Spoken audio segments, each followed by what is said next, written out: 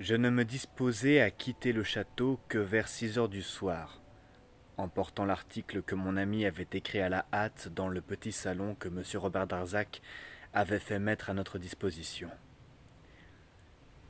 Le reporter devait coucher au château, usant de cette inexplicable hospitalité que lui avait offerte M. Robert Darzac, sur qui M. Stangerson, en ces tristes moments, se reposait de tous les tracas domestiques.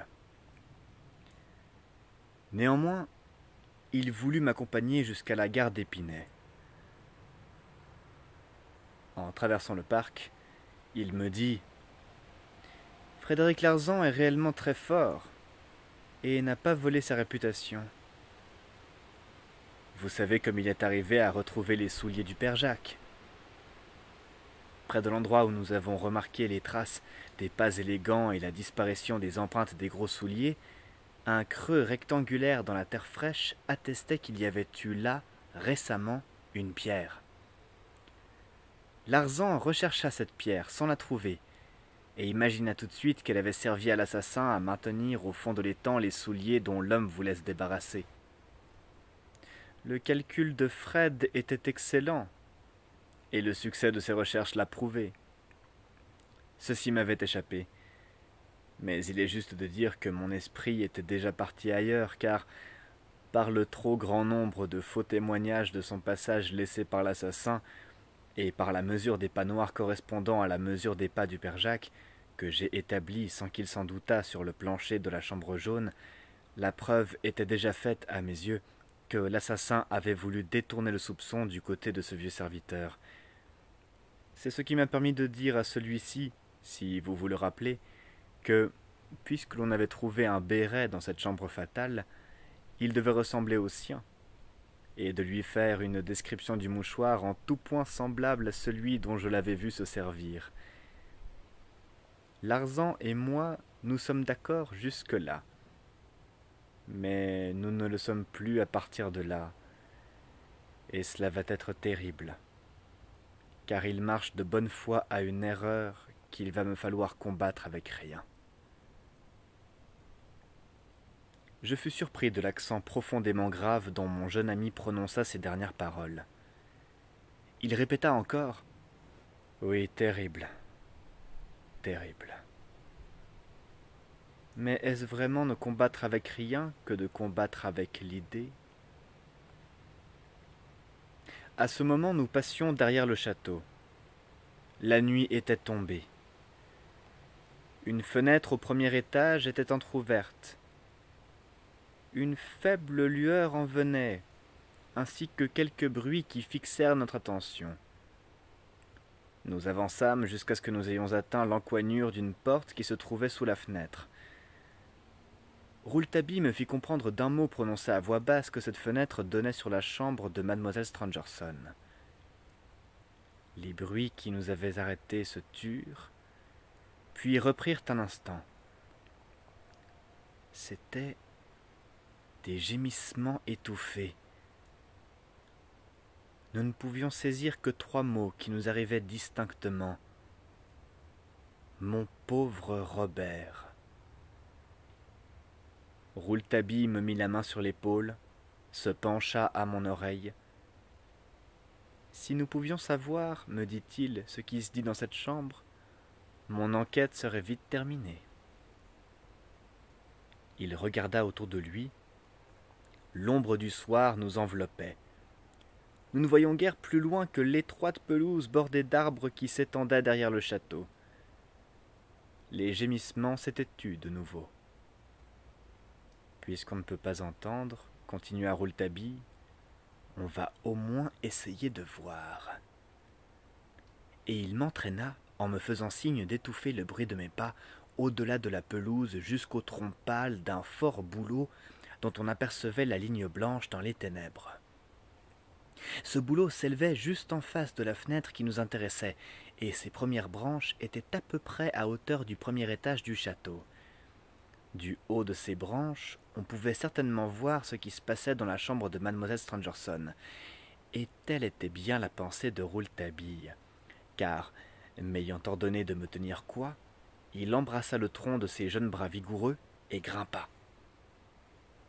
Il se perdit bientôt dans les branches, puis il y eut un grand silence. Là-bas, en face de moi, la fenêtre entr'ouverte était toujours éclairée. Je ne vis passer sur cette lueur aucune ombre. L'arbre, au-dessus de moi, restait silencieux. J'attendais. Tout à coup, mon oreille perçut dans l'arbre ces mots. « Après vous. Après vous, je vous en prie. »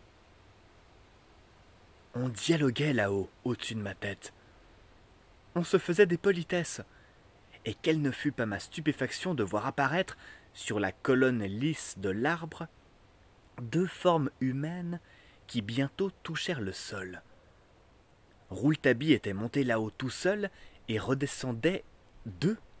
« Bonjour, monsieur Sainclair. » C'était Frédéric Larsan. Le policier occupait déjà le poste d'observation quand mon jeune ami croyait y arriver solitaire. Ni l'un ni l'autre, du reste, ne s'occupèrent de mon étonnement. Je crus comprendre qu'ils avaient assisté du haut de leur observatoire à une scène pleine de tendresse et de désespoir entre mademoiselle Stangerson étendue dans son lit et monsieur Darzac à genoux à son chevet. Et déjà chacun semblait en tirer fort prudemment des conclusions différentes. Il était facile de deviner que cette scène avait produit un gros effet dans l'esprit de Rouletabille en faveur de M. Robert Darzac, cependant que, dans celui de Larsan, elle n'attestait que d'une parfaite hypocrisie servie par un art supérieur chez le fiancé de mademoiselle Stangerson. Comme nous arrivions à la grille du parc, Larsan nous arrêta. « Ma canne !» s'écria-t-il. « Vous avez oublié votre canne ?» demanda Rouletabille. « Oui, » répondit le policier. « Je l'ai laissée là-bas, auprès de l'arbre. » Et il nous quitta, disant qu'il allait nous rejoindre tout de suite. « Avez-vous remarqué la canne de Frédéric Larsan ?» me demanda le reporter quand nous fûmes seuls. « C'est une canne toute neuve, que je ne lui ai jamais vue. Il a l'air d'y tenir beaucoup. Il ne la quitte pas. On dirait qu'il a peur qu'elle ne soit tombée en des mains étrangères. Avant ce jour, je n'ai jamais vu de canne à Frédéric Larsan. Où a-t-il trouvé cette canne-là? Ça n'est pas naturel qu'un homme qui ne porte jamais de canne ne fasse plus un pas sans canne au lendemain du crime du Glandier. Le jour de notre arrivée au château, quand il nous eut aperçus, il remit sa montre dans sa poche et ramassa par terre sa canne, geste auquel j'eus peut-être tort de n'attacher aucune importance. Nous étions maintenant hors du parc. Rouletabille ne disait rien. Sa pensée, certainement, n'avait pas quitté la canne de Frédéric Larsan. J'en eus la preuve quand, en descendant la côte d'Épinay, il me dit « Frédéric Larsan est arrivé au Glandier avant moi. Il a commencé son enquête avant moi.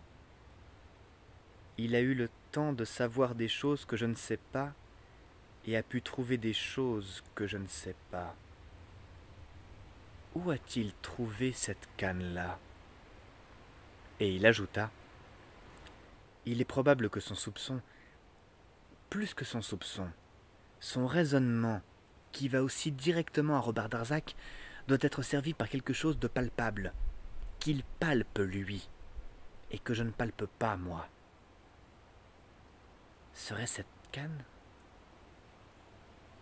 Où diable a-t-il pu trouver cette canne-là » À Épinay, il fallut attendre le train 20 minutes. Nous entrâmes dans un cabaret. Presque aussitôt, derrière nous, la porte se rouvrait et Frédéric Larsan faisait son apparition, brandissant la fameuse canne. « Je l'ai retrouvée !» nous fit-il en riant. Tous trois, nous nous assîmes à une table. Rouletabille ne quittait pas des yeux la canne. Il était si absorbé qu'il ne vit pas un signe d'intelligence que Larsan adressait à un employé du chemin de fer, un tout jeune homme dont le menton s'ornait d'une petite barbiche blonde mal peignée. L'employé se leva, paya sa consommation, salua et sortit. Je n'aurais moi-même attaché aucune importance à ce signe s'il ne m'était revenu à la mémoire quelques mois plus tard, lors de la réapparition de la barbiche blonde à l'une des minutes les plus tragiques de ce récit. J'appris alors que la barbiche blonde était un agent de Larsan, chargé par lui de surveiller les allées et venues des voyageurs en gare d'Épinay-sur-Orge, car Larsan ne négligeait rien de ce qu'il croyait pouvoir lui être utile. Je reportai les yeux sur Rouletabille. « Ah ça, monsieur Fred, disait-il, depuis quand avez-vous donc une canne? Je vous ai toujours vu vous promener, moi, les mains dans les poches. »« C'est un cadeau qu'on m'a fait, » répondit le policier. « Il n'y a pas longtemps, » insista Rouletabille. « Non, on me l'a offerte à Londres. »« C'est vrai, vous revenez de Londres, monsieur Fred. On peut la voir, votre canne? »« Mais comment donc ?» Fred passa la canne à Rouletabille. C'était une grande canne bambou jaune à bec de corbin, ornée d'une bague d'or. Rouletabille l'examinait minutieusement.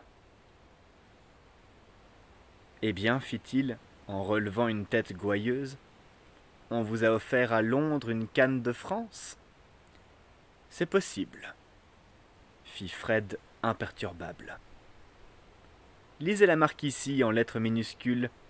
Cassette, 6 bis, opéra. »« On fait bien blanchir son linge à Londres, » dit Fred.